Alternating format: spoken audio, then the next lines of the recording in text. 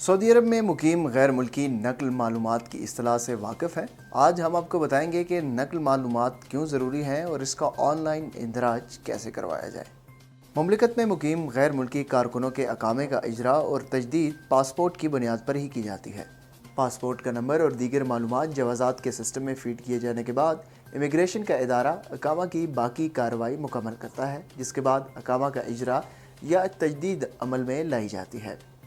दुनिया भर के इमिग्रेशन के इदारों में पासपोर्ट की एंट्री की जाती है, जिससे पासपोर्ट के हामिल की शनाख्त मुमकिन होती है।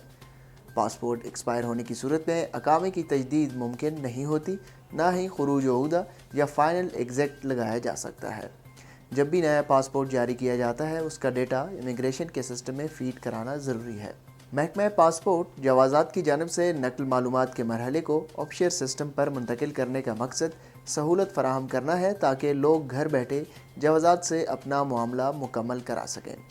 वो गैर मुल्की कारकुन जो अपने अहल खाना के हमरा मुमलिकत में मुकीम हैं, उनके पासपोर्ट की नकल मालूमात कराना सरबराह खाना की ज़िम्मे है, जिसके लिए उन्हें अपने ऑफशोर अकाउंट पर लॉग इन करने के बाद खिदमात के ऑप्शन को इख्तियार करने के बाद खिदमाती यानी माई सर्विसेज के ब्राउज़ को ओपन करें, जिसके बाद जवाज़ात को क्लिक करें। वहाँ मुख्तलिफ़ सर्विसेज मौजूद होंगी।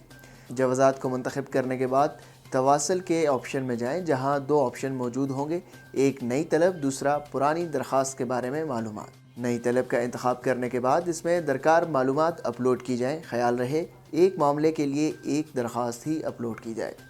नकल मालूमात के लिए पुराने और नए पासपोर्ट और अकामा की कापी PDF फॉर्मेट में अपलोड करने के बाद इरसाल की जाए।